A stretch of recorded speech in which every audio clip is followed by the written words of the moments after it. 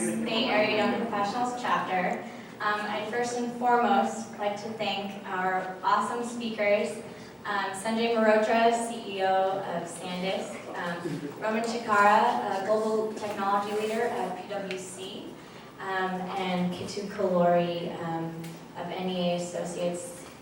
So we are really honored to have you all here today. And welcome to all of you for joining us. Our panel discussion today will be broken out into two segments.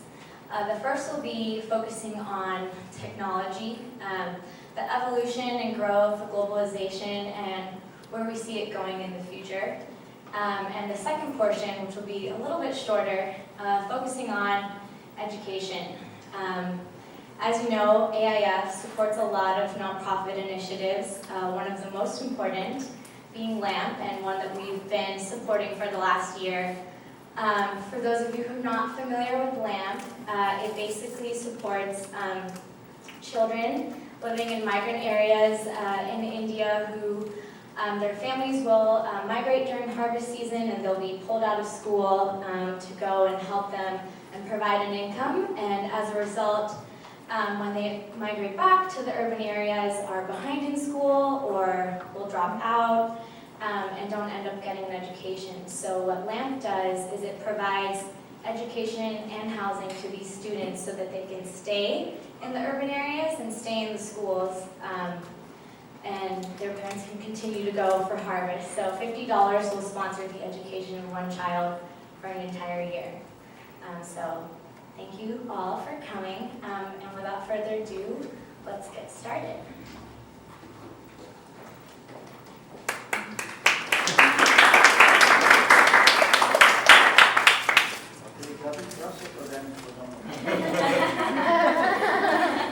Please come join us. Come sit. We have some seats up here in the front.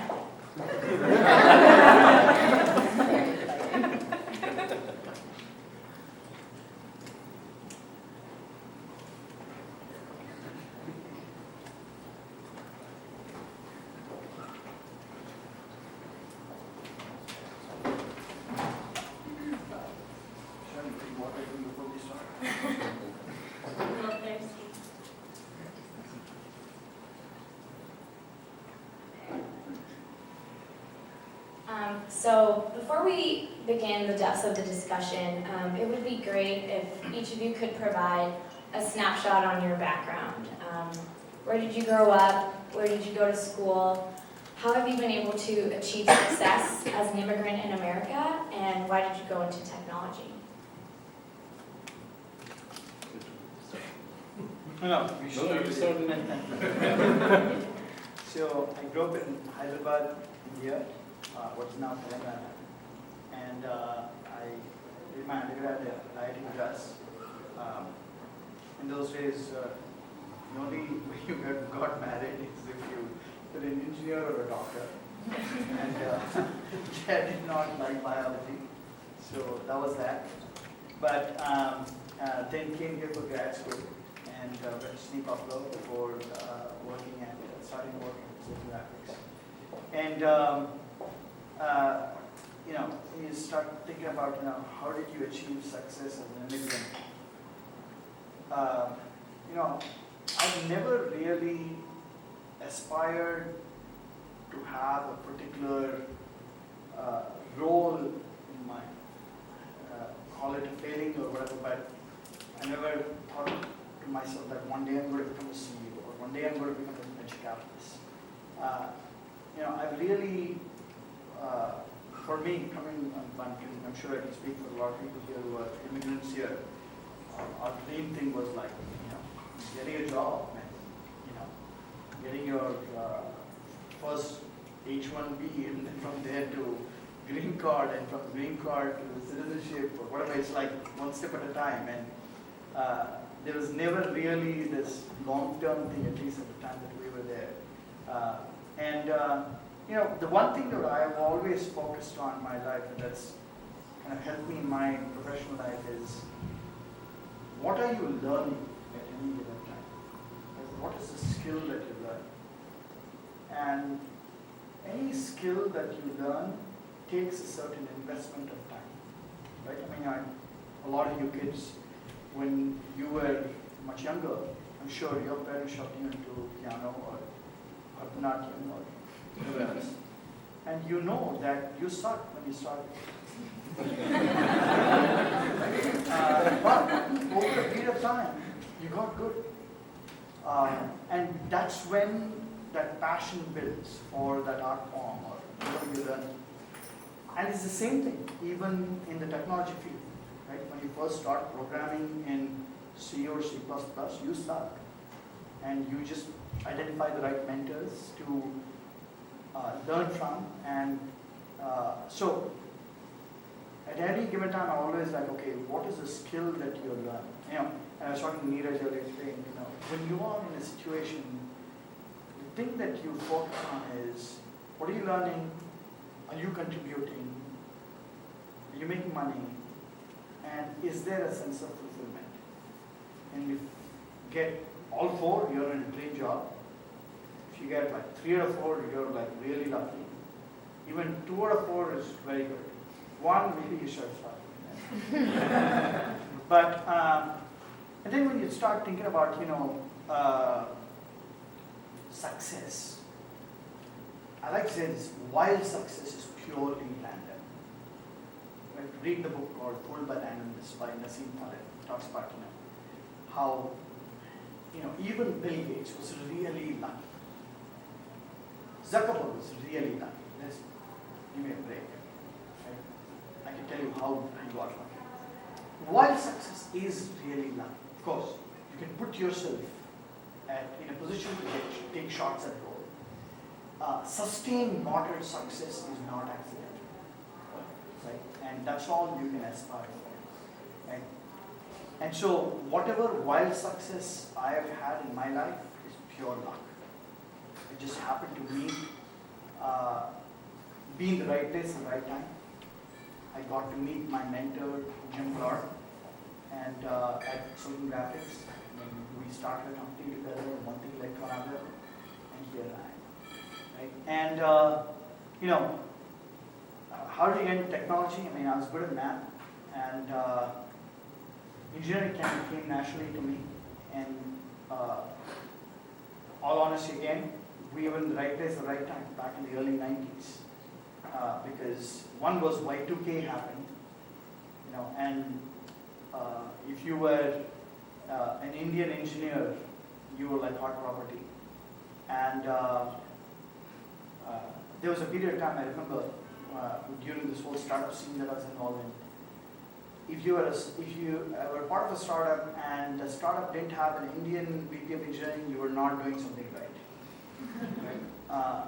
We never could really break that ceiling up to get to the top job, but we broke that ceiling too. But that's kind of my thoughts. I'll let the others. Go ahead, Sanjay. You must be really young, You were Y2K time frame? I'm much older. No, Y2K, I never saw any part of Y2K, but I'm just saying that a lot of Indian engineers were, been here 30 years, I look a lot younger than I really am. So you asked where, a little bit of the background. So I was born in Kanpur, India, and when I was about 10 years old, we moved to Delhi. My parents moved to Delhi, so my schooling was done, high schooling in Delhi. Then I went to Pilani, British Institute of Technology and Science for 2 years, and then I transferred to Berkeley as a transfer student, as a junior, and in electrical engineering and computer science.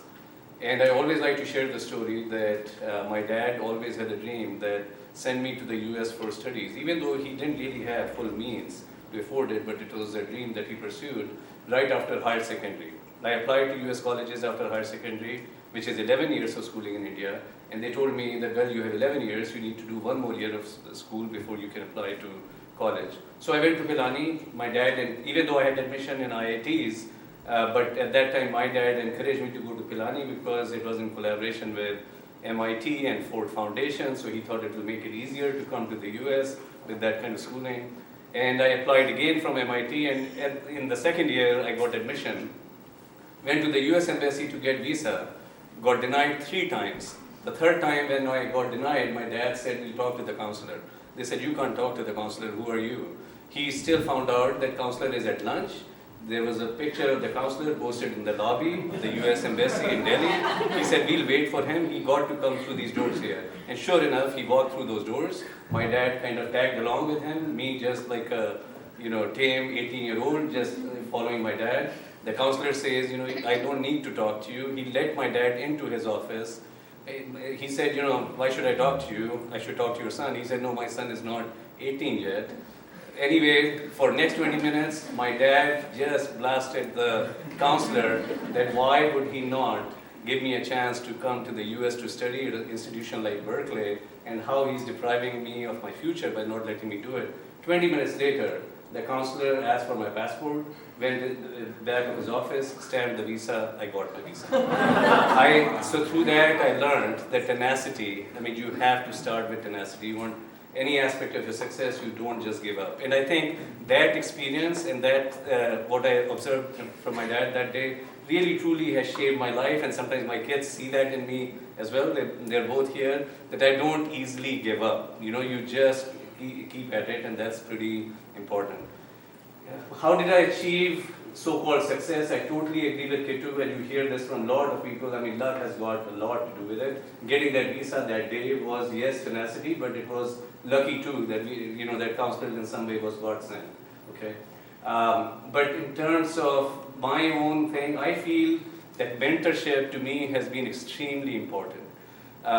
Coming across the mentor at UC Berkeley, in my advisor, later in my career when I started at Intel, the mentors that later became my bosses with startups like Seed Technology, later SanDisk as well, they really were movers and shakers of the industry, and I was so lucky to start with them out of college and continue to be with them, and I grew up under their shadow. And that's always my advice to young people, that seek out your mentors. You would really know who they are when you come across them. So that's one very lucky aspect of me, that I got great mentors who helped me learn and move my career fast. Second aspect I would say is that as an engineer, I was always very curious about not just what I was doing, what I was designing, always looking at what is the next step. For example, if I'm designing a chip, when you produce that chip in large volume production, you have to figure out all the statistics of distributions, that how a chip can vary in its characteristics. You have to learn how to manage and design those things out, and how to produce and test it in large volume. So I was always actually very interested in not just my work, but few steps down, that what all is being done to it, ultimately going to the customer as well.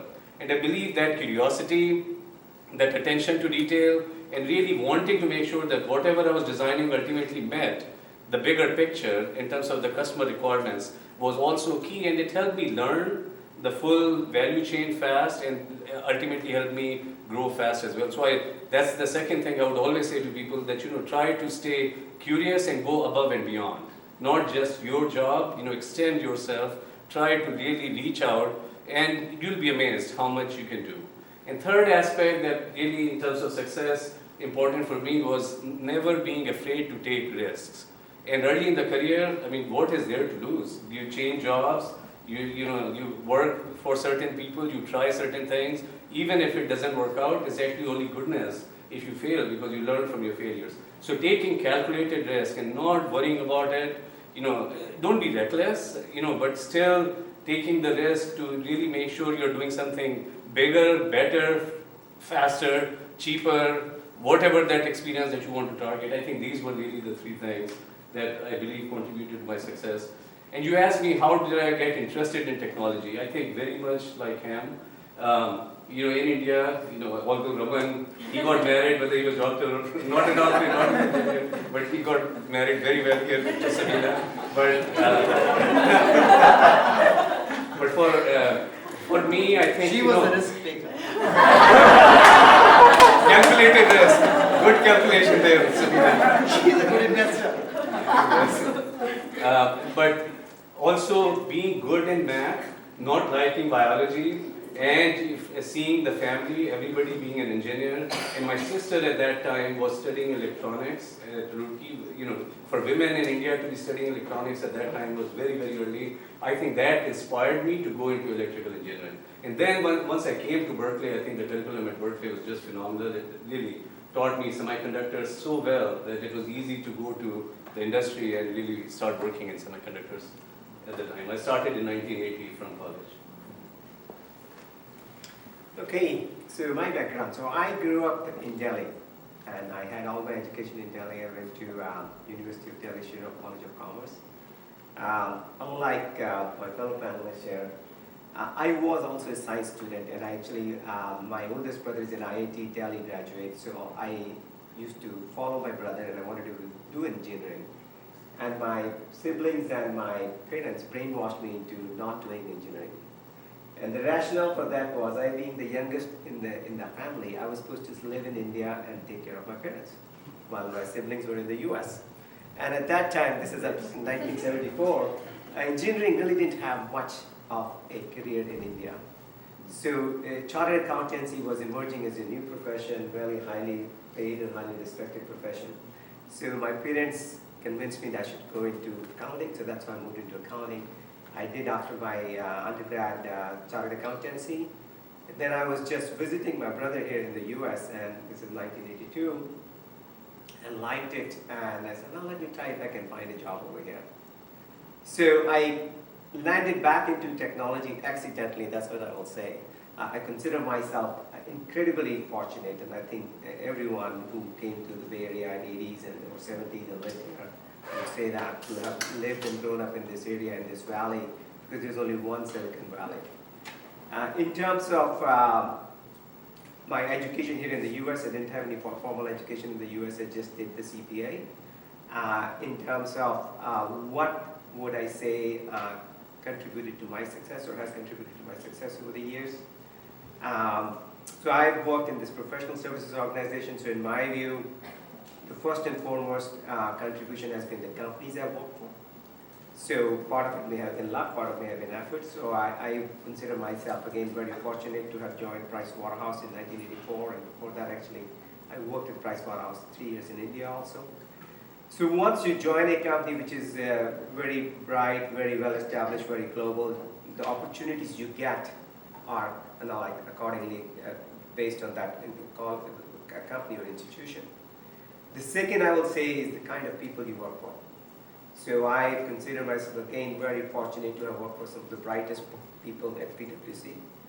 While I was young, in terms of the partners who I worked for, the interest they took in me, and some of them, especially what I would say, truly leaders, right, who inspire you. So you run into managers who want you to do your job, you run into experts who teach you how to be an expert in something else, and there are individuals who are leaders who really inspire you to give you the best, who inspire you to be an overachiever, who inspire you to do what you will never thought you were capable of doing. So I consider again myself very lucky to having worked at PwC and worked with those people.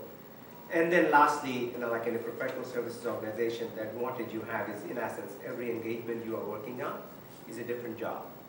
So the clients you work with. So I was again, during my formative years in the 80s and 90s, worked with some of the brightest companies. One of the companies, for example, I worked with at that time was a company called Corner Peripherals, which was the fastest growing company at that time. It had revenues of 100 million in its first year, an IPO of 250 million second year, 1.1 billion in third year, and within 10 years, it was a global company, operations across the globe. Because when you're working for clients like these, they are doing new innovative things. They are doing major transactions. They are doing things which others may not have done, the business deals. So the combination of all those three, and yes, there's always an element of luck in each and every element.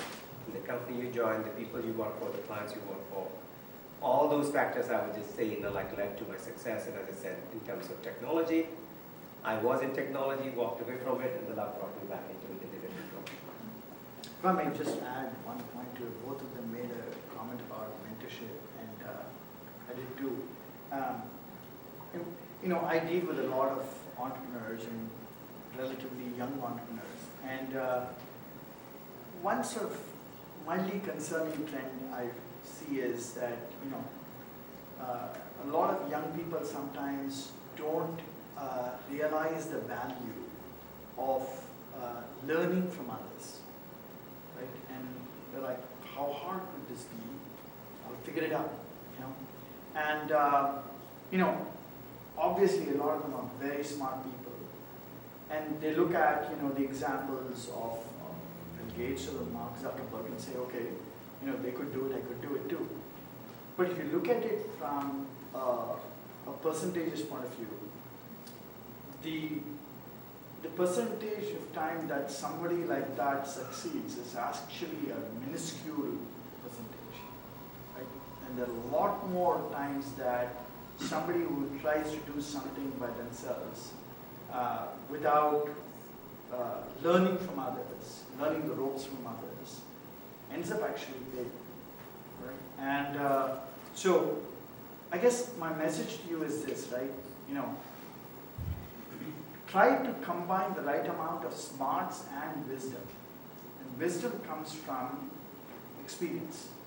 You can, learn from your own experience, the hard knocks of life, or you can learn from someone else's experience.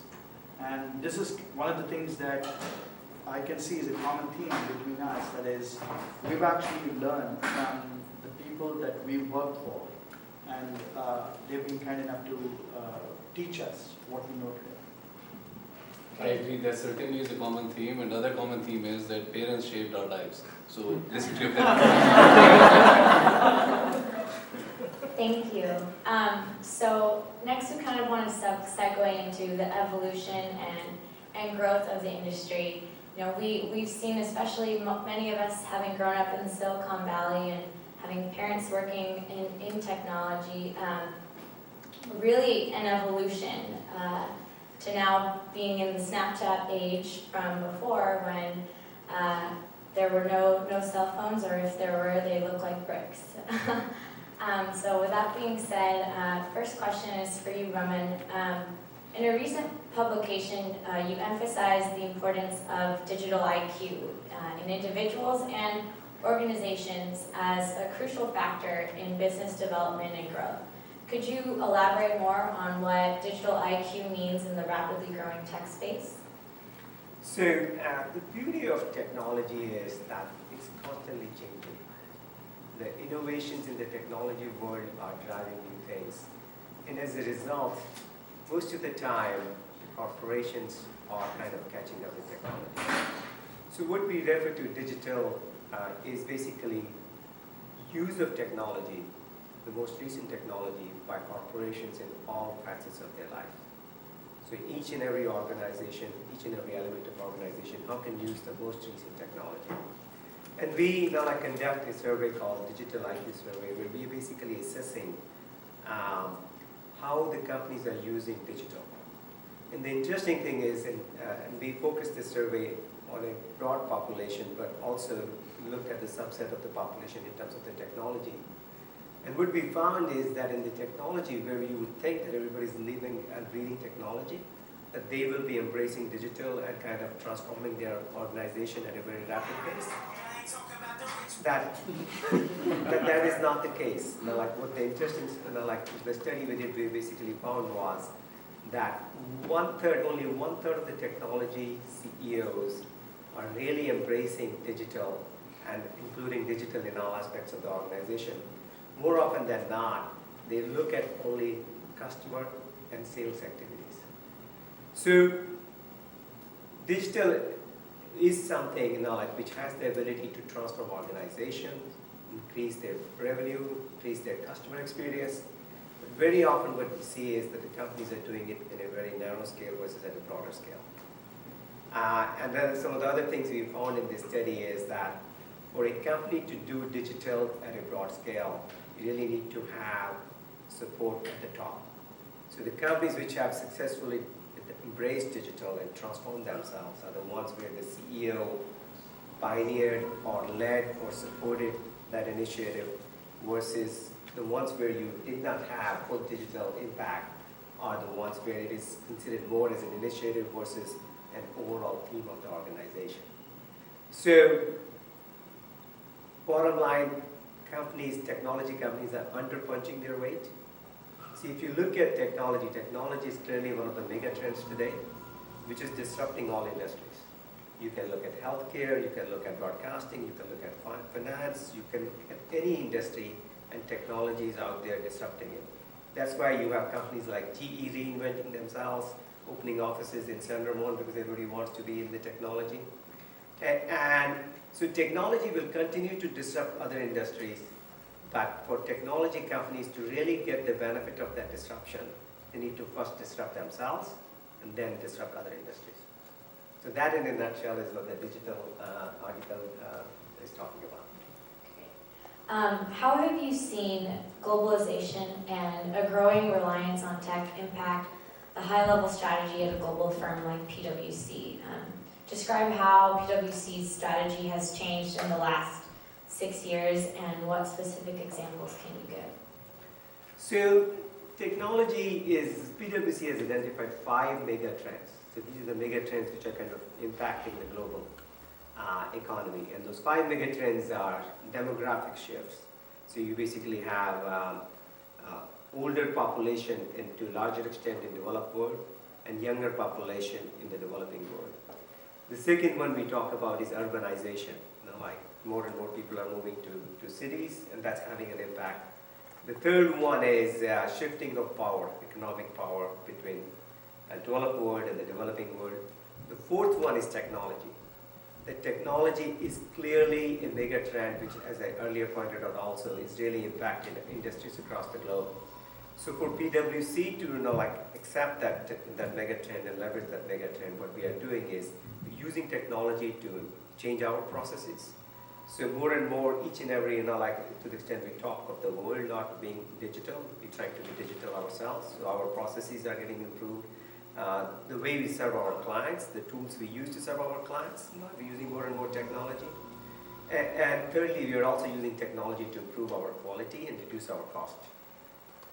So whether it is embracing cloud computing, whether it is looking at some of the emerging technologies like blockchain, which have the potential to really disrupt a whole lot of white-collar jobs and white-collar industries. So we are at the forefront of all these changes, and we will see that. I do believe that if you look at the technology mega shifts, they go every 10 to 15 years, we go through a technology mega shift. Like if I look at my own lifetime, 59 to 74, you could say was the era of mainframe computing. 74 to 89, you could say was the era of PCs.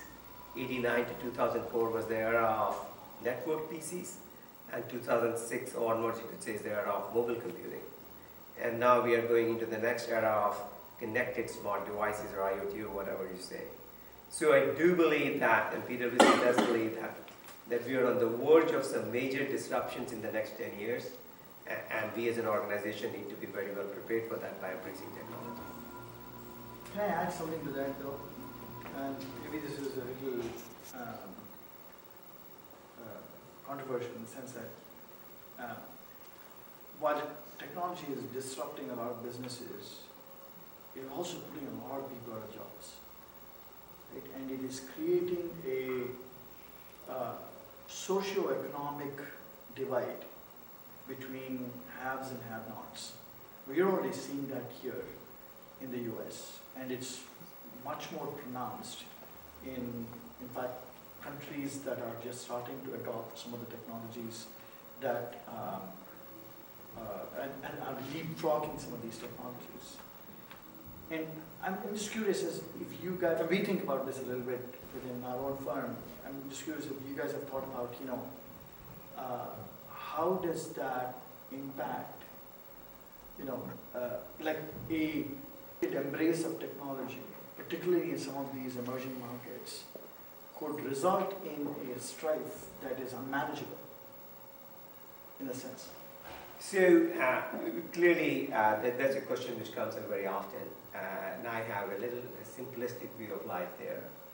I do believe that the issue of automation, technology, taking jobs away is several hundred years old.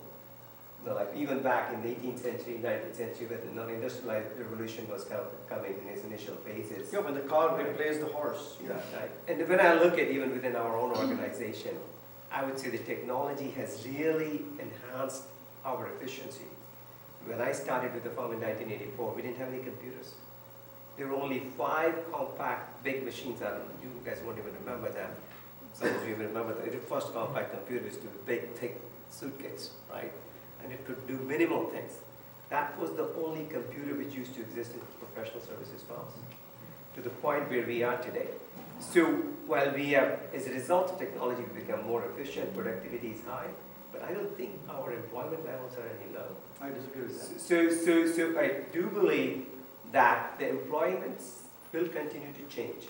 So yes, for example, take the case of blockchain technology. Blockchain technology, if it is fully embraced outside of currency areas, it can really eliminate a whole bunch of industries. So blockchain technology can basically right now, anytime you have a transaction, somebody has to validate it. So for example, you want to buy a home. You have a title insurance company which says, yes, this title belongs to you. This technology has the potential to eliminate a whole lot of intermediaries, right? So we do believe, for example, in our job, when we are, for example, auditing a company's accounts, a whole bunch of time is spent in validating whether or not these transactions exist, whether or not you purchased this, whether or not you sold this. 10 years from now, if blockchain technology is embraced and achieves its potential, you won't have to spend any time validating those transactions. So does that mean that 30 to 40% of our workforce will not be doing what they're doing? Absolutely. But does that mean they will be doing nothing? I don't think so. Like you have areas like data analytics, you have like huge amount of data which is never analyzed. So I do believe that the people would be using more intelligent jobs versus mundane jobs. So there is the world history is there is a constant transformation of jobs. And technology is leading that transformation. Okay, here's my comment on that, right? I'm not sure I completely agree with you. There's parts of it I actually agree with you. I think that, you know, this is the whole purpose of panels. I like to create controversy. Right? So you have to create some controversy. That's why I asked that. So my take on this is this, right? I think that, you know, Donald Trump wouldn't be where he is right now if technology had not disrupted our economy. In the sense that the people, particularly if you look at white, undereducated, underemployed people today, these were, if you rewind back to the 70s, had a really nice job, maybe in the auto industry or whatever else, right? And technology has disrupted their lives in a big way. And they've been left behind, in a sense. Now, and the system has not helped them reinvent themselves. Okay? So you're right that what you need is, you're not going to play the same jobs, and maybe you're not going to work just as hard. My thesis is this. I actually think all of us are not going to work just as hard. Productivity will go to such a level where we might get paid the same amount without having to work just as hard. I hope. Right? That's the only way that you can keep, because there's always going to be some amount of people that will not get a chance to reinvent themselves to the level, right? I mean, look. So what's the alternative you're proposing? We don't advance technology, what else? No, I mean, ultimately technology, there's no question, is definitely advancing businesses, making businesses more productive, and definitely enhancing our lifestyles, right? Right. So I mean, so let me explain to you what I'm saying. All these other things will come up that they. So if you listen to the Siemens CEO talk about this, so actually the Siemens CEO left Siemens and joined Alcoa as the CEO of the company, and he was on Fareed Zakaria, and he had a very interesting comment. So during the 2008-2009 crisis, the only country in the world that was actually growing their employment was Germany. And what they did was this. They forced employers to, as part of a termination, right, the onus was on the employer to retrain their employees. So if you eliminated a job, It was your responsibility to retrain. That was part of the severance. And that we're going to talk about education, right? And or re-education. I think that is the solution. We need to re-educate some of our workforce because, to your point, technology is going to disrupt their lives, and they need to retrain themselves in a way that, and not everyone's going to be a doctor and engineer, right? But they need to get retrained in certain ways that will hopefully make them productive citizens. I think that's the way that you got to do it.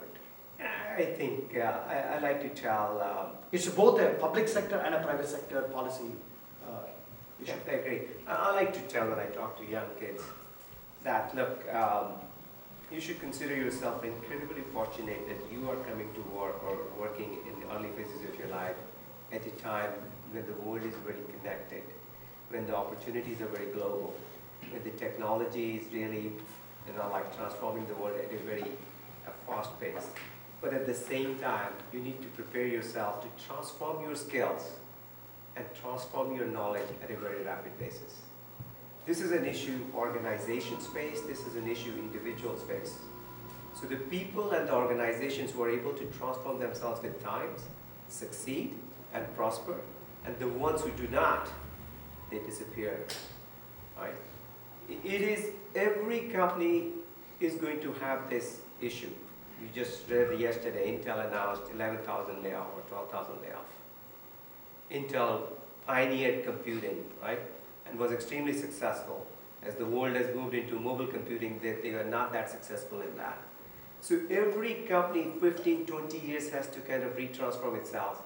And that pace of retransformation is going to accelerate, and so do individuals. So the people who believe their education finished when they finish college, they're in for a real surprise. You But have to read. If I may just add to that, I completely agree with you, but if I look around this room, a lot of people in this room are from, a very high pedigree. Like, this is the first world that you're looking at, right? Or some slice of the first world. And the other thing I would say is, have some empathy. There are a lot of people who are hurting big time. So develop that empathy also. In addition to, how you use technology and how you get ahead in life. How can you have a social impact is something that I would encourage you guys to also think about. Great, thank you all. Sticking with the theme of transformation and being more connected, we see companies also being more global and more globalized and having different vendor relations and headquarters and revenue streams from all over the world. So with that, I wanted to segue to you, Sanjay. As the co-founder of one of the largest global technology companies disrupting the space today, how have you been able to grow SanDisk and deal with the challenges of globalization? From having your headquarters in the United States to offices in vendors all over the world, how have you overcome some of the obstacles this has posed? And how has it also been an asset to SanDisk's astronomical growth over the last 20 years?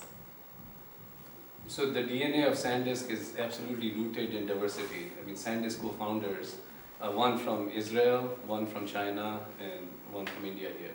So we have from day one very much appreciated that diversity of cultures, globalization is absolutely key to growing the businesses. And this is 27 years ago when we started. One of the key things that we have focused on over the years is partnerships. We knew that there is no way, even when three of us started it, that we're going to be able to do everything ourselves. We have always partnered over the years in terms of creating opportunities. For example, used to be the days of analog, chemical, film. We created digital film. How did we create it? We partnered with likes of Nikon and Canon in Japan in those early days, as well as Kodak and Polaroid and others to standardize the digital film. So partnerships have really been key. Partnership across the globe have been key in terms of growing our business and relying on partners where it is a win-win relationship. And we bring something to the party, they contribute, and we together grow the business, together gain scale. latest example is Toshiba. We have been partners actually with them for 16 years, and we have partnered with them in R&D of flash memory technology, as well as investing billions of dollars over several years in terms of scaling up, gaining the economies of scale of both the companies together, building flash memory together. So partnership in Japan. Similarly, partnerships with our customers in terms of creating new solutions, creating new applications for flash memory, as well as partnership in manufacturing in Taiwan and in China, working with various other manufacturing companies and then creating our own manufacturing site for building our flash products that today sell by millions of units every day. So partnerships have absolutely been key, and relying on the partnerships really we feel has been the cornerstone of the company and has built our company over the course of 27 years. And then certainly people. Knowing that all the talent, even though company was founded in Silicon Valley, is not just here. There are teams all around the globe, very, very bright people, and having the benefit of 24/7 work around the globe is definitely very key. And today we have a team of 9,000 worldwide, and that's, few thousand in China, several hundred in Japan, almost 1,000 in India, a couple of thousand here. Teams are very well spread out. And the teams understand that really global cross-team, cross-country collaboration is really not an exception, it is a norm in terms of product development, in terms of running our business. So, we're relying definitely on the people across the globe as well. And one last thing I want to mention, because most of you are very familiar with SanDisk brand. And SanDisk brand today, our products can be found in any corner of the world. You go on vacation anywhere, you'll see SanDisk products there. And this has really required us to understand that you don't run a brand like that just from headquarters here in the US. To promote the brand, to really make it a global brand, you have to work with thousands of partners in the channel to take the brand, to take your products to various corners of the world.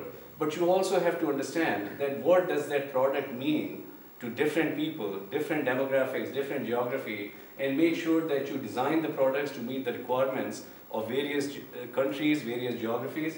And when you are promoting the products, you have to really promote it what works locally. What may work in the US does not work in India or China in terms of how you promote it. Therefore, what you have to do is have the teams and empower those teams that are located locally in the regions, let them run the business. Rather, you have to fund them, you have to make sure you are giving them the budget to manage the business, but to help grow the brand, you absolutely really have to rely on localization. I mean, have the global umbrella of the brand, but there has to be a localization of the brand. Think global, act local. Yes. Definitely. So, as you were mentioning earlier, you guys are now close to 9,000 employees all over the world. How do you successfully create one sense of culture?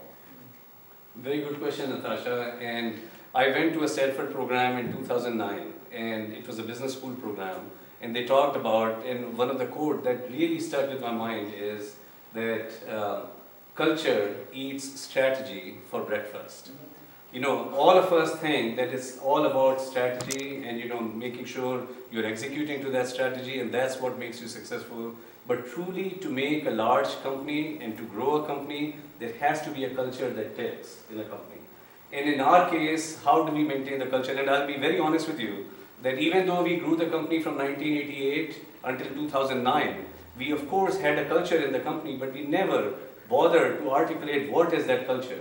We were just running so fast all the time, doing things in our own way, but never took the time to define what our culture is. When I went to that Stanford program and when I went back to SanDisk, that's one of the first things I focused on, to say that, let's take the time to understand what has made us become successful, what is our DNA, and let's define it, and let's share it, and let's celebrate it day in, day out with all of our employees, our team members worldwide. So we define what are our core values. Its core values, in our case, it is innovation, adaptability and agility, execute and exceed, and teamwork, and we call integrity as a core value as well. One would argue that integrity is table stakes. You don't call it a core value. I decided that we want to call it a core value because when you have global operations, something in China, India, Latin America, different people have different interpretation of what is good enough for integrity. And we wanted to make sure that there is one common understanding of what integrity is all across the globe that really meets the SANDESC global standards. So we defined our values, and today we actually celebrate our values. We have people giving high five to each other when they see that someone did a very good job with recognizing a value or living a value, and they do that on the SANDESC portal, web portal that is inside. At the all hands meetings that we hold, we always recognize our values. Those that have really contributed exceptionally well toward a certain value, we give it a recognition. So we keep our values in the forefront. We do the same thing across all sites globally. So this is values definitely unite everybody across the globe, and you have to work very hard. You cannot over-communicate those things. And new people come in, we actually interview them to make sure that they are reflecting that they would be successful with our values. We tell them that if you cannot abide by our values, then that means you will not be successful at the company. Other thing I'll mention in terms of culture is SANDESC has built a culture of corporate philanthropy. In 2013, when we turned 25 years old, I said that we are going to celebrate our 25th anniversary with 100% employee volunteerism across the globe. And this was a tall task, and I got the inspiration from it actually from the 49ers, where the owner of 49ers said that he has the whole team, making sure that 100% of the organization, not just the team, rest of the organization, make sure that they participate in some sort of community sharing activity all the time. I said, if the Niners can do it, SANDESC can do it. So we signed up for it, and lo and behold, that has become such a bonding part of the culture across the globe. People really associate with volunteerism, philanthropy. It promotes team building within the company. It builds a certain pride and sense of ownership. So these are all examples of how you build a common culture around the globe. Niners have been philanthropic with their talent also. But if I may just add a comment to that, having been a CEO in my career and senior operating exec at a large company, I couldn't agree with Sanjay stronger about this cultural point. And you've heard the old adage that practice what you preach. As a leader, you need to preach what you practice. And you talked about how at all hands and things like that, you're actually taking a value element and you are evangelizing that value element. That's actually very important. And from my experience, one thing, why is culture that important in an organization? Well, it turns out that when you have a cohesive culture in an organization, you're essentially distributing micro decisions. So people are empowered to make micro decisions, and it's a self-policing mechanism. So if you've got an organization in some far-flung part of the world, but they are part of the same fabric, then they are saying, hey, I'm going to call BS on this because you're not conforming to the SANDESC way of doing things. Right? HP was one of those companies that had evangelized the HP way. It was probably one of the first companies that had made a big deal about their culture. And so that's kind of why culture is that important. It's really the bedrock upon which self-policing happens. One related item I'll say, and both of you addressed it, but I'll kind of spell it a little clearer. What you heard from both of them is, what I'll just say is, tone at the top is very important. Mm-hmm. So in every organization, tone at the top is very important. You will be surprised when you go to the level of CEO, rest of your organization is watching you. They watch each and every step you are taking. So what you do, what you say is your priority. So if you start a meeting, if you really want to set a strong tone, you start a meeting by saying, this is important to me. You kind of re-emphasize, reintroduce that. And in that respect, as you build your careers, just remember one thing. The more powerful you get, the richer you get, purer your conduct has to be. The society expects a lot purer conduct from the top versus from an average human being. That's why you may right now do some silly things in your tax return, tax treating. If you're caught, you'll be slapped.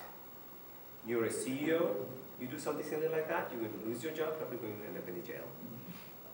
So as you build your careers, remember that tone at the top is very important. You need to start having that tone in your teams, and your conduct needs to get better and better, purer and purer as you rise in the organizations. Well said. Good one. Great. Kitu, actually, stepping away from this topic a bit, I wanted to understand a little bit more about what your background and your day-to-day is actually, and what kind of companies your fund is backing in India, and what do you look for when evaluating investment opportunities in the Indian market? Do you see anything with tone at the top, and things like that, and culture, and some of the other things we've discussed? India is actually a very complex market for us from an investment point of view. I mean, we've been investing in India for the last, I want to say, 13 years. And there are so many things at work, and there's so many risk factors at work when you invest in India. There is currency risk. I mean, from the time that we started investing in India to now, the currency has depreciated by, almost 50%. There is political risk, because you've got governments that come in and, this whole double taxation rules that they put in, and, and then they change their mind and they will retroactively go back and say, oh, I'm sorry, I changed my mind, so you need to start paying taxes from back a few years ago. I mean, Vodafone's dealing with that. There is general sort of, how should I put it, social risk kind of thing, where I'll give you an example of a company like SKS, which was in the microfinance space, and they're doing really well, and they go public, and it becomes public knowledge that, they're a profitable company that is lending small amounts to women, and it's a group liability, but they're collecting 28% interest, and it becomes a huge, issue in the thing, and then there are, MLAs and MPs who are suddenly wake up and want to be the champion of these downtrodden, except that what they don't realize is that, these people don't have a way of getting any kind of credit from the bank. The only other option is going to a loan shark, and the loan shark is charging, 45% interest, the average. And so, by taking away somebody like an SKS, you're just eliminating an option, a more affordable option for these people. So there are all of these risk factors that go into investing in India. But having said that, India is a fascinating place to invest in. And there was actually an interesting paper written in The Economist a few years ago. People were talking about investing in India and investing in a country like China, and we've done both. And the interesting thing about investing in India is that India not only serves a global economy, or serves a global customer base, but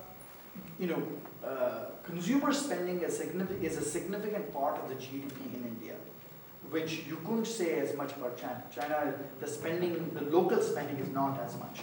A lot of their GDP is dominated by manufacturing and exports and things like that.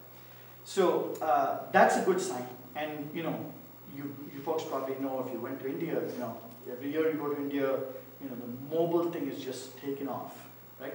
And I remember back in 1997, I think it cost about close to $1,000 to get a mobile phone in India. $1,000, right? And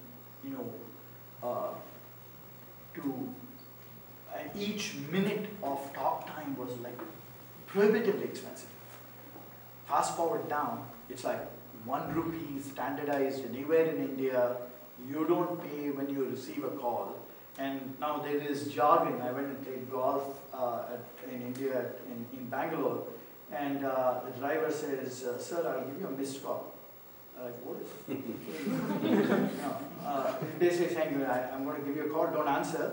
It's just to let you know that I'm ready for you. It's just, it's local politics. But, so mobility has taken off in a big way in India. There's arguably somewhere like 500 million phones in India, and if you take one of the largest phone manufacturer in China, Xiaomi, their number one market is India. Okay? And there are certain sort of macroeconomic things that are actually improving. There was a period of time when interest rates were ridiculously high. Just about 3 or 4 years ago, interest rates were like 13%. GDP was actually floundering. I mean, for a country like India, it needs to grow at about 6.5% a year for it to kind of tread water, right? Otherwise, you have the Hardik Patels of the world in reservation. I hope there are no Patels in the audience. Offense to that. But so there was that, and then there was inflation was high, interest rates were high, GDP growth was anemic. But a lot of that has started to mend itself. Interest rates have dropped some, GDP growth has grown, inflation has kind of come under control. One thing that I wanted to mention based on what Raman was saying earlier, one huge macro trend, folks, that I want to make you folks aware of is this. We are witnessing, perhaps, the largest migration of wealth in, if not the history of mankind, I'd say several decades. And do you know what's causing that migration of wealth? It's the price of oil. Price of oil has dropped from over, $120 a barrel to what is it now? Sub $40 a barrel. Okay? And that migration of wealth is actually very interesting because it is going from the oil-rich countries to not just the developed countries, it's actually distributing itself across the world, and particularly to the emerging markets, because energy is a key part of their GDP growth. So India and China are actually benefiting a lot from this migration of wealth. So coming back to the question you were asking, we are actually very intrigued about the whole consumer economy in India. And what's happening with the likes of a Flipkart and Snapdeal is not accidental at all, right? It's basically democratizing access to, it's really a fragmented marketplace on the supply side, it's a fragmented marketplace on the consumer side, on the consumption side, and these guys have come in and mobility is helping create that connectivity. Now, what I'm starting to see a lot of is, there are companies that are targeting specific slices, verticals, like, somebody will say, okay, I want to build like a furniture kind of a vertical e-commerce solution. Or somebody will say, okay, I'm going to build a diapers.com equivalent in India. The unfortunate thing about that is that why I'm not a huge fan of that is that it's targeting a very small slice of the Indian market. This is like providing a solution again to the first world in India, right? It's the more affluent people in India.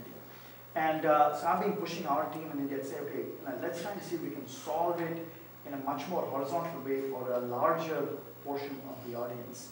The other thing that is very exciting about India is this. As you guys know, there's a tremendous amount of technical talent in India. A few years ago, I remember going to India and giving a talk at one of these startup Saturdays, and businesses that came up and started talking about how they were doing F-commerce and M-commerce and internet F-commerce and incidentally Facebook commerce. So I was like, when I got to speak, I said, how many of you are engineers? About 60% of the raised their hands, so we're engineers. I'm like, what the heck are you guys doing this BS ideas of copying somebody else's thing? Why don't you try and solve some real hard problems? I tell you, within the last year and a half, close to 2 years, it's been a revelation for me. Like, there are kids who are solving some really hard problems, data science, machine learning. They're taking on some very challenging issues, and I'm very excited about the entrepreneurial community, and it's not just coming from the IITs or anything like that. There's like Kalinga University of Technology. We invested in a company emanating out of there. Very interesting idea. So that's kind of what's going on in India. It's a fascinating investment climate, but it's one that is very susceptible to macro trend changes. And so it's not for the weak of heart, and for the thin lining of the stomach. Do you see similar trends in India that you maybe saw in Silicon Valley 15, 20 years ago that could signal the growth of a technology industry and Actually, emergence of an I'd ecosystem say- like we have here? I actually think that the thing that is exciting to me about India is this. India, there was a period of time when people were trying to, build, mimic services that are here, right? Here's the thing. You don't sell a microwave to somebody that doesn't even have a house, right? So first you need to build the house.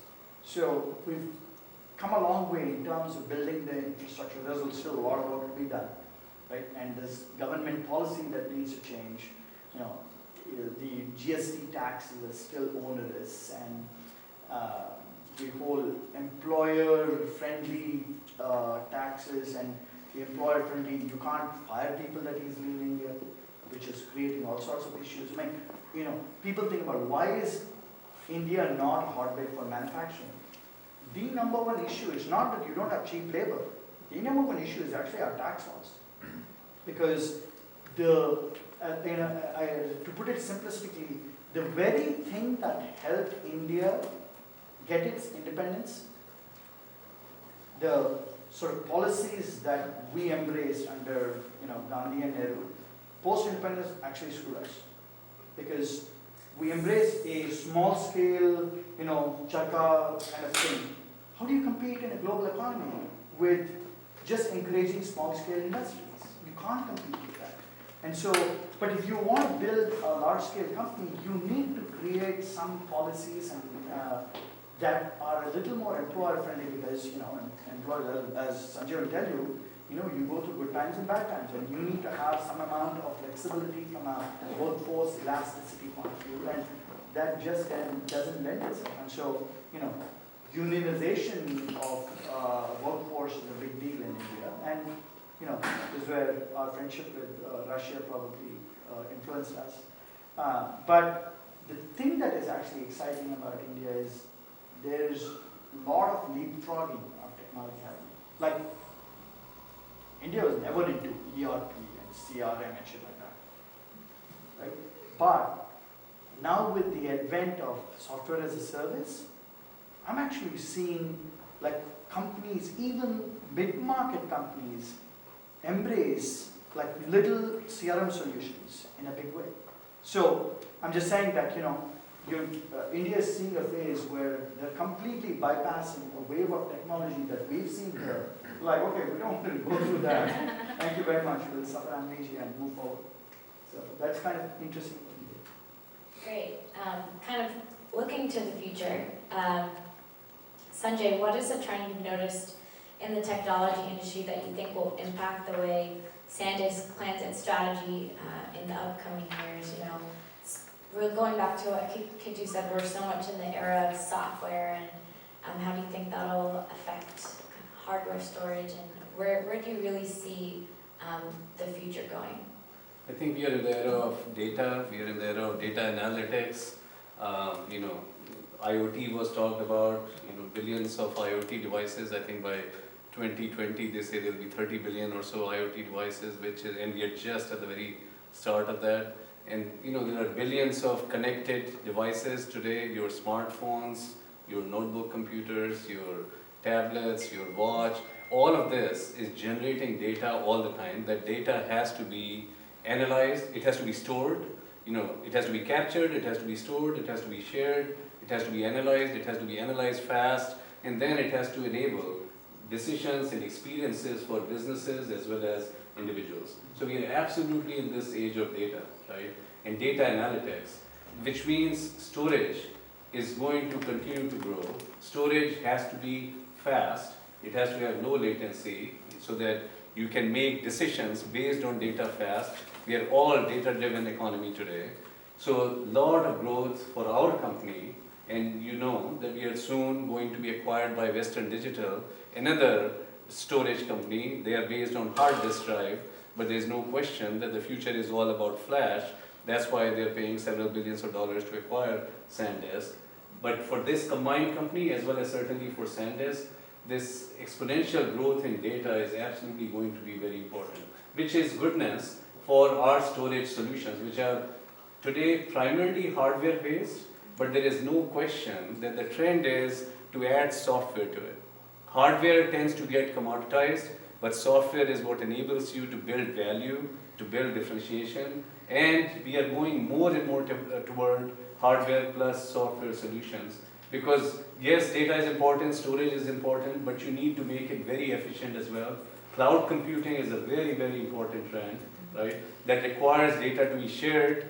You know, storage, if you have software, it can tell you what data is stored where, how you optimize storage so that if less storage is used somewhere for some application, you can make it available somewhere else on a different hardware platform for leveraging that storage. So it makes it more economical, means lower cost of ownership of all this infrastructure. So these are really the trends that are absolutely driving our business and growth of our business, and in the future, the growth of the combined Western Digital and SanDisk company as well.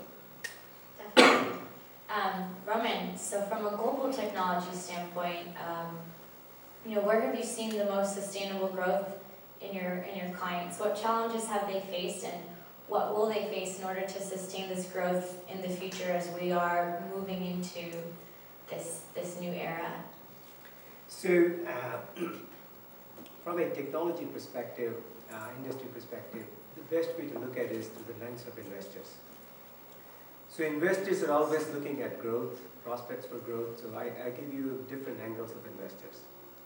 So one of the angles of investors you look at is the largest market cap companies. So today, if you look at the largest market cap companies in the world, 5 of the 10 largest market cap companies of the world are technology companies. Apple, Alphabet, Microsoft, Facebook, and Amazon. Move the clock back to 10 years ago, only one, Microsoft. 2006, only Microsoft was included in the top 10 companies, largest market cap companies. So clearly when you look at these now from the lens of the investors, they are clearly saying technology companies are going to grow much faster than the rest of the companies, and that's why they're getting high valuations. And when you look at these companies, of these 5 companies, there's only one pure hardware company, that is Apple. The rest 4 are software, internet kind of companies. So the same lens would tell you, the second lens I look at is through the lens of, for example, IPOs. So during 2014, there were 92 IPOs of technology companies in the world, of 40 billion above. What kind of companies are having IPOs? So 56 of those 92 were software services, internet services. Right? The third lens you look at, the companies which are getting started. And when you look at the companies getting started, you must have all heard of the word unicorns. So unicorns are companies which got valuation of $1 billion and above pre-IPO. So the unicorns, there were 25 unicorns at the end of 2013. At 25 went to 76 at the end of 14, and 76 became 146 at the end of 15. So yes, there may be some inflation in valuation, we were talking about that before the meeting, but the reality is, in the current world, you can really globalize yourself very fast. You can be, because of the virtuality of WhatsApp, sitting in one corner of the valley with 50 employees and get a $20 billion valuation because you were able to create 500 million users across the world. So when you look at these unicorns, so these 146 unicorns, where are they coming from? 42 of those 146 are software companies. 33 are consumer internet. 1126, e-commerce. And number 16, financial tech. And then health tech. Only 6 hardware companies. Drones, wearables, social media of the world. So clearly the investors are telling us that software internet, consumer internet, e-commerce, these are the places where you are going to see growth. And I think we are going to see growth at a very rapid pace. Not all these companies are going to succeed. Some of them are going to fall, and the fall is going to be very fast also. Just like the rise has been very fast, the fall is going to be very fast.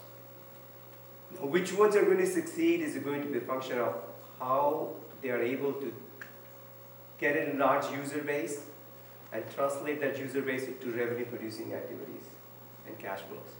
And on the second side, how do they manage their expenses and their investment? A lot of times when companies get this large valuation, raise a lot of money, they have a tendency to think they are the new rulers of the world, and then they go out and spend like crazy. So we're going to see some failures, but we're going to see more success in my view than failures. Yes, there will be ups and downs, the valuations will go up and valuations will come down, but I think more of these companies will have IPOs, partially because of the large IPOs and large valuations. But for them to succeed, they need to really have a sense of urgency at a greater scale than we have seen before. I'm curious, in this crowd, anybody in hardware? All right. So don't get discouraged. There are opportunities in hardware too. Great. There's no software without hardware. That's right. Everything runs on hardware. So I wanted to quickly segue and actually breeze through the education portion so we leave enough time for questions from our audience. So as I mentioned before, AIF, we're a nonprofit. We support a lot of initiatives. One of the most important that I believe in is education. And so Sanjay, I was wondering if you could tell us a little bit about US 2020 and the work SanDisk is doing there. So US 2020 is an initiative that was really started based on a push from President Obama, the White House in 2013, that was really geared toward educate to innovate. The purpose of this initiative, US 2020, is that by year 2020, to have 20% of America's STEM workforce to become volunteers for those young minds and spark that moment of discovery in those young minds and spark their interest toward science, technology, engineering, and math. SanDisk is one of the founding members of this US 2020 objectives. There's an organization called Citizen Schools, which also is a founding member, actually a driver of this whole initiative, getting support from the White House on this. Great organization. We started this in 2013 with them. We committed that by 2020, 20% of our STEM workforce will become volunteers. And I'm very proud to say that at this point, 265 of our engineers worldwide have actually gone through the training to become mentors, and they're very much engaged in mentoring kids in middle school and high school, primarily in activities related to engineering, math, robotics, teaching them. And it's amazing, we all have talked about mentorship for these young people, to really at the right age, to have someone inspire some interest in sciences is great. For us, it's a win-win in the near term as well as in the long term. In the near term, our employees, our team members that go into mentoring these really learn new skills. It takes a new kind of confidence in them. It develops their capabilities to communicate, to learn how to teach youngsters. If they can do that, they, believe me, they can teach 8th graders and 10th graders. They can certainly help us manage communications and better manage the teams at SanDisk as well. So in the near term, there is that great benefit, and of course the benefit of building loyalty for the company, because people love to work for a company where we really encourage them to have time for such activities. In the longer term, there is no question that as we cultivate this pipeline of talent in STEM, really have more people go towards science, technology, engineering, and math, it will only be goodness for the technology industry, because we really need to increase that pipeline. All studies show that in US there is a significant shortage of talent on the engineering side, and we really need to try to get that pipeline to increase from the high schools itself. So this is part of some of the philanthropic activities that we were talking about earlier that is very important for SanDisk. Kitu, as a venture capitalist, do you see promising opportunities in the education startup space? What has been kind of the most impactful idea or opportunity that you've seen pitched recently? So I actually feel very strongly about this because there's a sort of macro socioeconomic thing that I worry a lot about. It is, I think that, we have a huge problem from an education point of view. I mean, you touch on some of the issues around, not having enough people on the STEM side of things. But if you go upstream, you have a huge problem in high school dropouts, right? And so your inflow into the high school system itself is broken. And the reason why you have a huge dropout rate on the high school side is because their middle school and elementary school grounding is not very strong, right? And and that coupled with there is a gender-related issue when you start talking about science and math and things like that. Look, my daughter is a high schooler, and she and a bunch of her classmates took AP Computer Science in the sophomore year, and only 2 of them, actually saw it through. The rest all dropped out. And that's actually a worrisome sign, and I don't know what exactly is going on there that results in that, but it is a worrisome sign. But a bigger issue, I think, is just that there isn't enough proper foundation at that elementary school, middle school level that results in kids being better prepared for high school. I mean, you know that in the state of California, we have, how many of you actually studied here for your high school right? You folks probably know about, what is that, ELC, they call it that, right? And at one time it used to be 4%, and now they've increased to 9%. And for good reason, right? They're trying to get a lot of the underprivileged kids to get into college, get a college education. But unfortunately, some of these kids are just completely underprepared when they get to college, right? And that's because the foundation is just not strong. Now, there have been attempts, and I think Khan Academy is a valiant attempt to try and fix that issue. But I find that learning cannot be passive, right? And Khan Academy is somewhat of a passive learning. It needs to be much more interactive. And so I think there is an opportunity there to make it more. We are investors in Coursera, for instance. But Coursera is solving a different problem.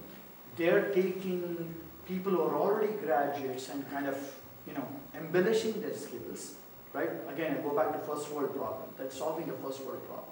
It's not solving a much larger problem. Then there is edX. edX is actually run by my cousin's husband, and it's got the same problems that Coursera has. They're swimming more upstream, trying to target the high schoolers, but it's kind of too late to train somebody on AP calculus at high school level when their foundation is weak. It's very hard. And so I think there is an opportunity to do something about that, use technology, but couple it with more interactivity, couple it with more data, right?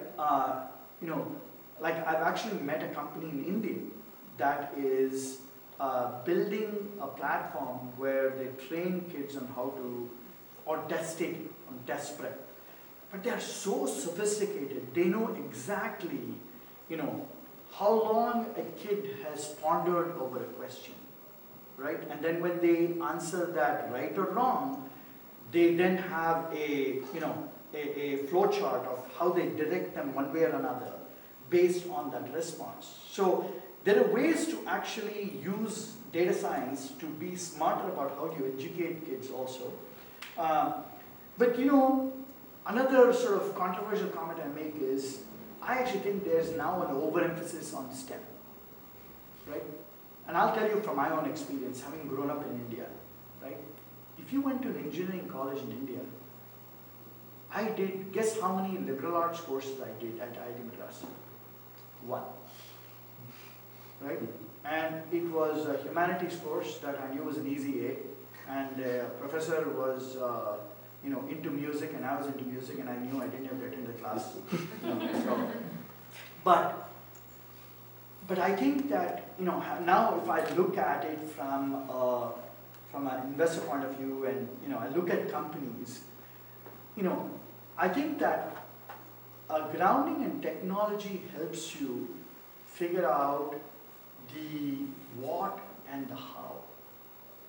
But I actually think that an exposure to liberal arts and social sciences tells you the why. Why are we doing what we are doing? Okay?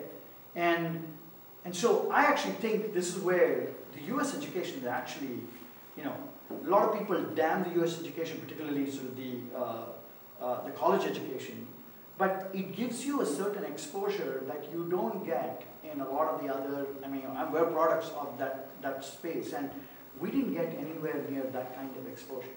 And so I think we run the risk of throwing the baby out with the bathwater by overemphasizing STEM. While STEM is important, and we need to, you know, it's got to be, like, I'd say that, you know, just like years ago, economics was like, you know, par for the course as far as getting some exposure to liberal arts. If you don't get some kind of programming course in undergrad, you're doing something wrong. Right? Get a Python exposure, get a Java exposure. It doesn't mean that you're, by the way, that's not computer science, let me tell you. Just because you can program doesn't mean you're a computer scientist. But you need that. You need some of that exposure.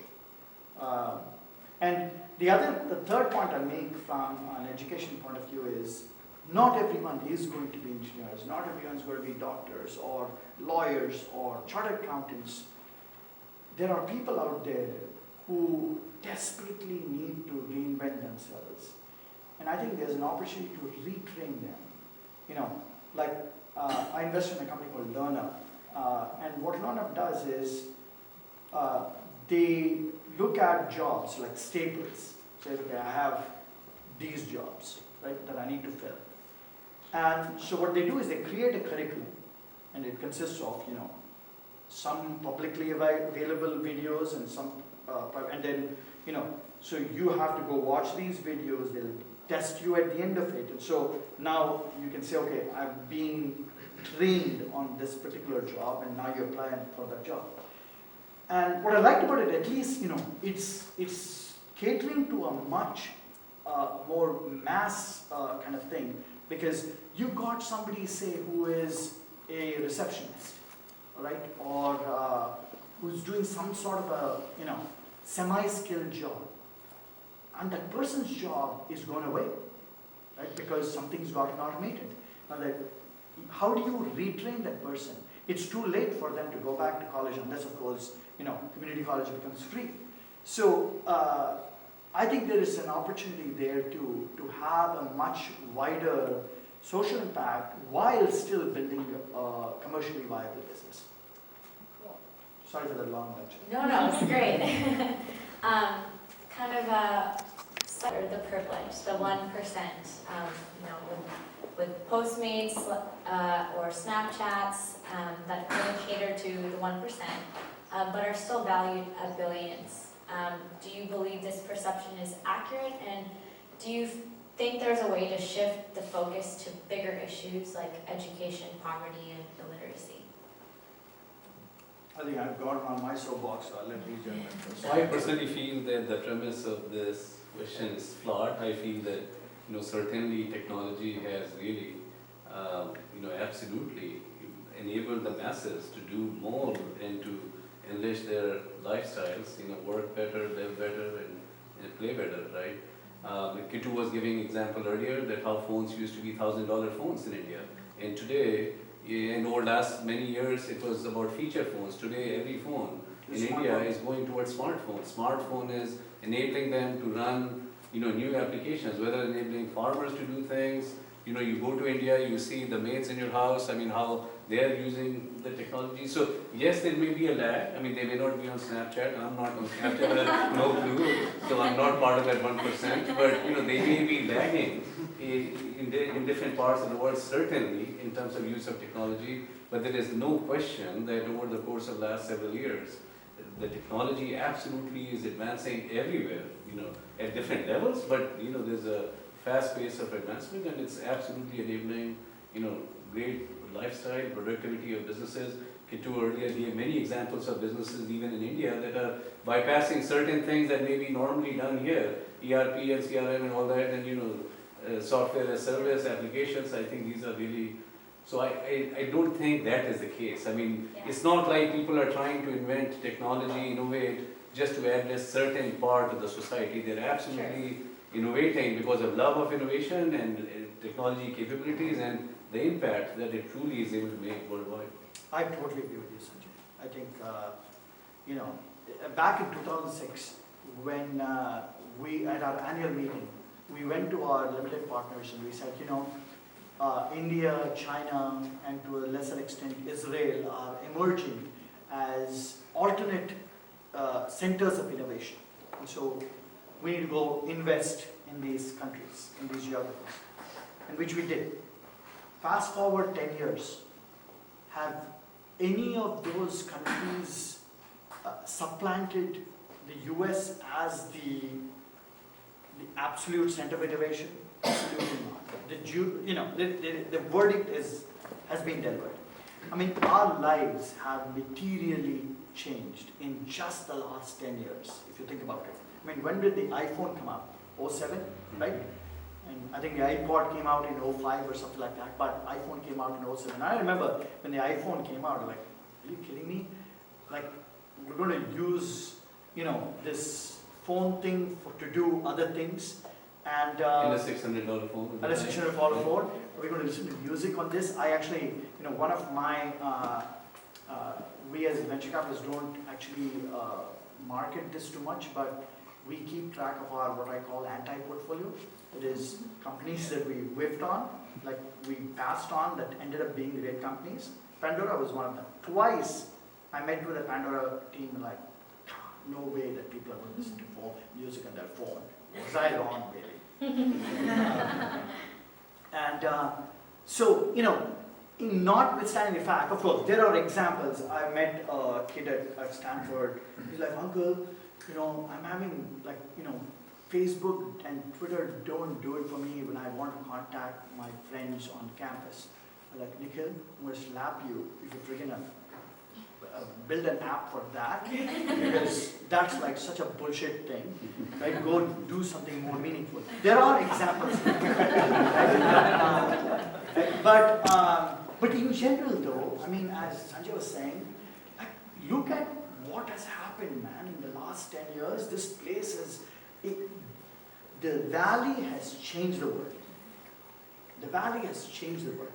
And so we are very fortunate. And look, I think Raman was making a point earlier about how anytime there is a wave of innovation, it is followed by euphoria, right? And I remember talking about this with Jim Clark, and he actually, he's a little older than me, and he reminded all the way back to when the phone came out, right? When the first, phone came out, there was this explosion of innovation around the phone, and there was this euphoria. The stock market went through the roof, and there was a crash, right? Same thing happened, by the way. Some of you were not probably aware of this back in the mid to late 90s and early 2000s. Same thing happened when the internet took off. Everyone said, internet's going to change the world, and there were all these companies that went. Pets.com was buying pet food for paying more for it than they were selling it for, and yet they went public. That was like so there were business models that were flawed, things like that. But if then you said, I'm going to, the internet is screwed up, I'm going to bet against it, were you wrong? right? And you know, the other thing that I'll say is, you know, Raman was giving the example of Amazon. Do you know what market cap Amazon and eBay had when they went public? I think eBay's market cap was like 250 million, and Amazon's market cap was probably like 400 to 450 million. Right? You fast forward to now. Facebook goes public at 100 billion, Twitter goes public at 20 billion. What has happened there? There has been a migration of who gets to realize the value of a company. It has heavily moved to the entrepreneur and the private investor. Okay? Now, the thing that you're seeing today in the market is to a large extent driven by, like, you know, interest rates, very low interest rates. Okay? And that's causing a lot of capital to flood into the private markets because they're not getting a return on in the public markets. Right? And so there is an influx there's an unhealthy influx into the private markets that cannot support that kind of, the innovation that's happening here cannot support that amount of money. And that's exactly why you're starting to see a little bit of a valuation correction and things like that here in the private markets. But it's going to correct itself. You know, at some point of time, the market dynamics will change, the interest rates will go up, and then this money will all go away. This is good for us as venture capitalists. You know, but you know, that's kind of what's going on. Rambling answer. Roman, did you have anything to add? No, I think I'd just like to just reinforce the same thing in very simple words that during my lifetime I've seen the battle between communism and capitalism, and at the end of the day capitalism won. And so if you are a capitalist society, drive for profitability will drive your efforts. Yes, you know, like when it comes to innovation, passion is there, but at the end of the day VCs are going to give you money if there is a market. And the market will invariably focus on where the GDP is, where the people are spending money. But once an innovation occurs, everyone benefits. So you take the pharma industry. So there's more innovation in pharma industry in the US than anywhere else in the world because the pharma industry in the US is capitalist. They focus on what market is available. But once a drug is invented, it benefits people across the world, poor or rich. So capitalism will drive innovation. If the innovation is focused on bigger markets, let it be. But ultimately, once that innovation takes its form, becomes a product and matures, everyone benefits. Great. Actually, I don't agree with that, but I'll let you. Great. So we're actually running a little short on time, so I wanted to open the floor out to any questions for our speakers. You and then you. So you had mentioned that in the last year and a half you've seen a lot of change in the way people are thinking and the way they're innovating. You cited a couple of examples. In a country like India where almost 80% of the population is rural in the agrarian sector, 60% of the population of the metropolitan areas are in slums, a lot of the issues that are affecting them, the slum issues being tied to agrarian issues, oftentimes can't be solved by software. Do you see a lot of innovation happening in hardware, or if it is through software, what scalability do you see in a market like India? It's actually, in a country like India, it cannot be just pure software, right? I think there's got to be some amount, it's a system solution, right? But the cool thing about it is a miniaturization of things. Like for instance, I'll give you an example, right? There's this little company that created a solar-powered UPS, right? Uninterrupted power supply. And you know, in India, I don't know how often you go to India, but power supply goes off very often, right? And especially if you go into the rural areas, it is a huge problem, right? There are kids who study under like street lamps because they don't have power at home, right? And so this thing is actually taken off in a pretty big way of providing UPS for homes. And so they power it during the day and then use it over the night and things like that. right? That's an example. And then there's also on the agriculture side of things, there's some very interesting things that are happening where they're building, agronomy sensors, like, soil sensors, what is the saturation, and, things like that, the soil saturation. So I've actually helped create a small innovation fund for ID Metals, which is my alma mater. And basically the fund gives out grants to students. And it's actually fascinating. We funded about 26, 27 companies. Most of them are actually not doing anything like computer related. They're actually solving problems that are very different because it's open to everything. So I agree with you. I think but what is interesting is this. That is, and I think Raman talked about this. Raman talked about it in the context of digital IQ. I would actually say, Mark Andreessen has said, software is going to eat the world. I think data is going to eat the world. And, we are going through a period here where, as Sanjay pointed out, there is a lot of data everywhere. And, mobility has resulted in an explosion of data. Right? There's all sorts of structured and unstructured data emanating from devices all over the place. Now, whether it's as an individual or as a business, it behooves you to use the data to make sound decisions, right? And that's where I think there's an opportunity to innovate. Great. Do you want to ask a question? So my question was actually very similar to his, but I do want to just bounce off of that very quickly. So you have seen, and this generation has lived, this huge explosion in technology. But I think one thing, my question is specifically related to India as well, and I think one thing that really stunts India's growth and adoption of good technology that gives back, that has been noted a lot, is its red tape and its corruption, which I believe are very, very apparent in that society. So currently right now we have this trend out here where, I'm not sure if you agree with me, but we see a lot of social enterprises, a lot of product companies even changing the way their business model works. So one-for-one models, things like that, using technology to give back as well. But in countries like India, it's very hard to do that because of the red tape and corruption that's apparent in that society. So how would you suggest, like we as entrepreneurs, a lot of us, me included, I'm speaking from personal experience, that I've had a lot of pushback in that country from trying to create technology that really gives back to a lot of the uneducated masses, which dominates that country. Look, you've brought up an issue that is a very valid issue, and it is a pervasive issue.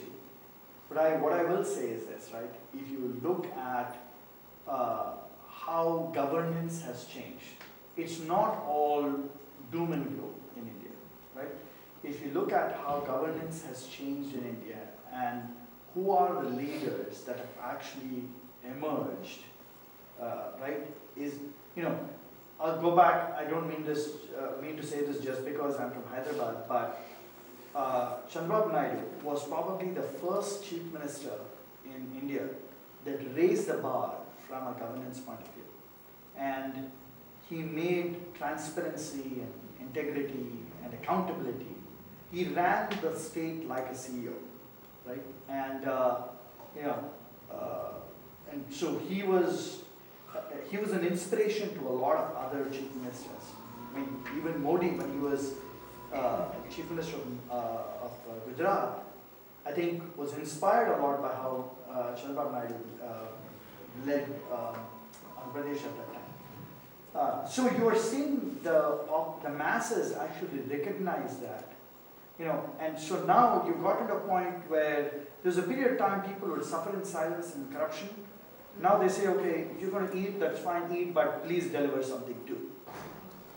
Right? So, it's tolerance of corruption with performance. But it is a big issue. I think there is the you know, is the whole license Raj thing, it's still very much a reality. So you bring a good point as to what can be done from a technology perspective, your perspective, to reduce the corruption. And the way I look at it, the two things which can be done and which are occurring in India. One is, how does corruption take place? You have discretion and physical contact.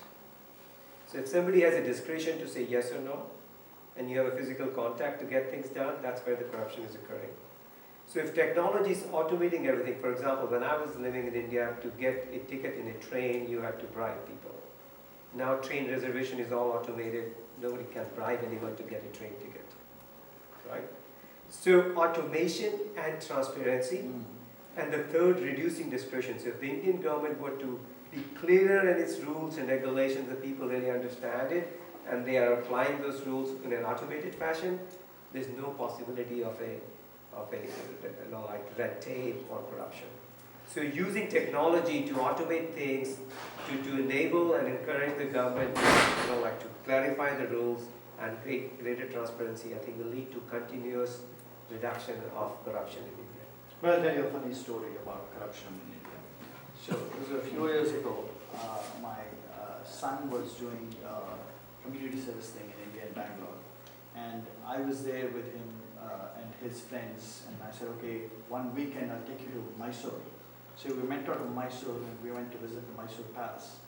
And you're not allowed to take your camera into Mysore Palace. But I somehow smuggled my camera in because I said I'm not going to leave it in the thing there because I don't know if I'll get my camera back. So I just took it in. They said, you're not taking any pictures. Oh, yeah, no worries. I'm not taking any pictures. But I can't help myself. So, so I started to take pictures, and there's some really ornate chairs. And I started taking pictures. And there's this cop guy who came from behind me and just snatched the camera from me, right? And he was like, why are you doing this? And so, being an Indian, I had to get the camera back, and the fastest way to get the camera back is grab the gun. So I was like, guilty of it, so, let me give you some 300 rupees or something like that. My son's watching this. He's like, Papa, what are you doing? It's like, what do you expect me to do? You want me to walk away from the camera? So, okay. So after that, Mysore Palace, we went over to Shamayeshwari temple, which is one of the big temples there. So this is not much of a queue there, and I'm like, oh God. So we're standing in queue. There's a guy comes over and he says, sir, if you pay me $200 per head, or 200 rupees per head, I'll cut you to the line. So before I could even make a decision, my son says, Papa, pay him. So, that's how the system works. So, He'll fit in right as no, matter of literally hours. We're unfortunately Okay. running against the time, so only one or two more questions. You raise your hand first and then Newport. So I've read this report recently that said that the next wave of innovation is going to be IoT, automation, artificial intelligence, and recently Facebook announced their messaging platform where bots will be launched in the future.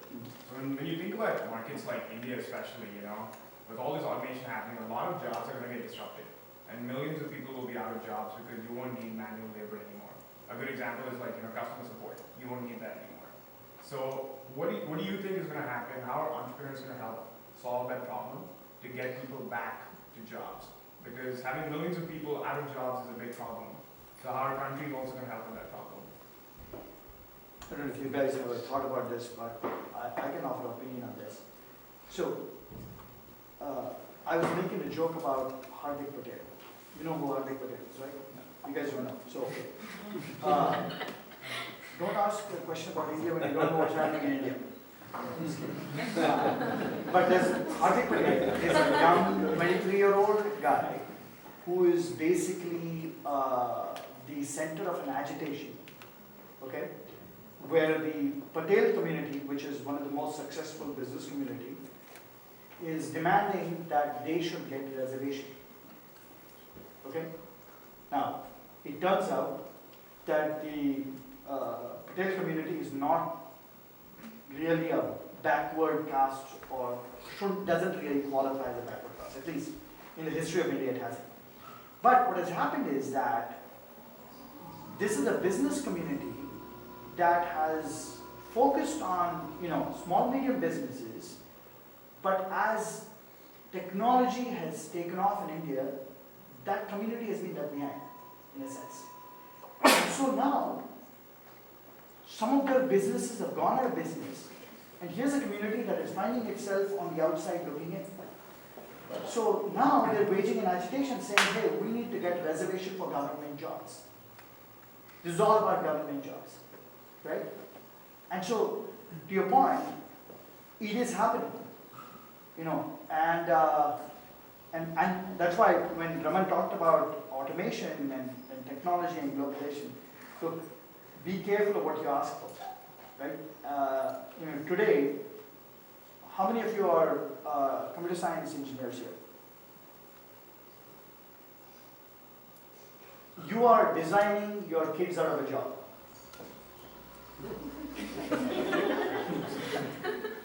Right? I got news for you.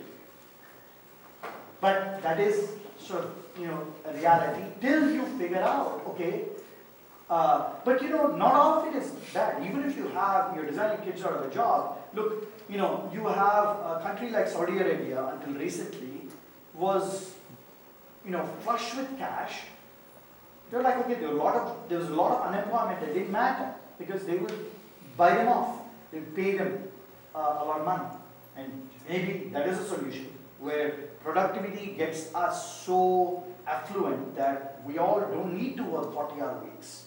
We all maybe work, 30-hour weeks, and maybe that's a good thing, right? And maybe we just, our hours are worth more. I don't know. I'm just like, speculating, right? I mean, I remember listening to a BBC panel about just this, and they're like, maybe the future is, people work less hours, and there's more leisure time, right? And it's the same number of, maybe it's a reduced number of work hours, but it's distributed amongst us, and we all have more freedom. I don't know if that's a solution. But I feel what's different about this? I mean, in the past, technology has advanced over the years. When there were computers coming out, PCs, people would wonder about the same kind of things, that productivity is being enhanced, what's next? So I do feel that, all these things will certainly advance technology, yes, enhance productivity, yes, take away some mundane jobs, but there will be, new things that will emerge. We will. New industries emerge, right? Yeah. We didn't have an industry called mobile computing.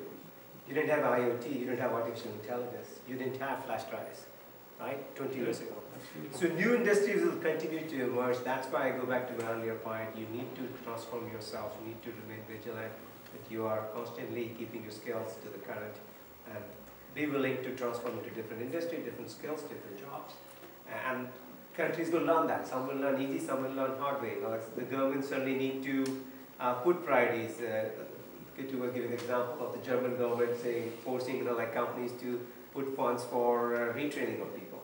So there is no other choice. So the computer scientists, keep doing what you're doing, your kids will be fine. Well, I guess the thing that Sanjay is right. If you rewind back to when cars first came out, right? It put a lot of people who were, it put horses out of jobs, right? It did. It sounds funny, but it did put horses out of jobs, right?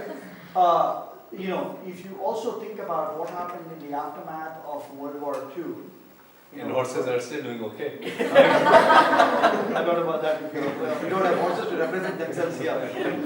But if you look at the aftermath of World War II, what happened was that there was all of this bomb material, right, which was synthetic nitrates that were converted into fertilizer, right? And people said, okay, we'll just use synthetic fertilizer to improve the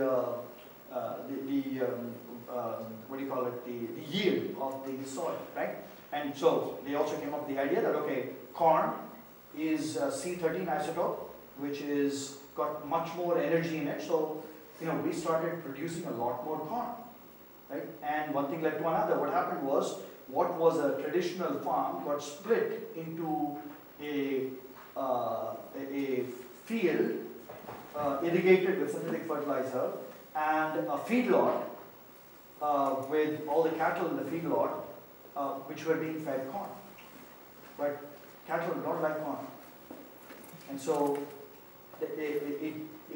what the rumen, which was pH neutral, suddenly became pH negative, a lot of ammonia, sort of methane and things like that, and it's created a lot of issues, you know. And that's why, you know, when people die of heart attack, it's because you've got now beef, you're consuming beef that is very high in omega-6, thanks to the corn that these cattle are eating.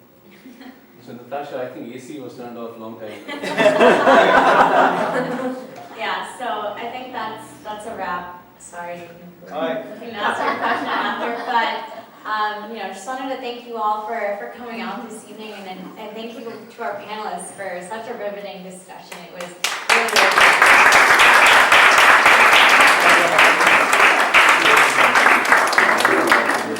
we actually have a gift for you, a little gift, so if you could stay up here for just a second. As a little thank you from us for joining us this evening for our event.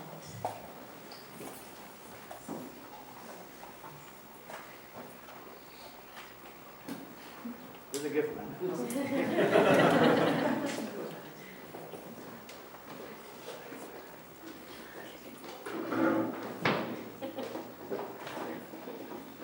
So after 2 hours of me grilling you, maybe you can go home and enjoy a nice glass of wine. Awesome. That's fantastic. Thank you. Thank you.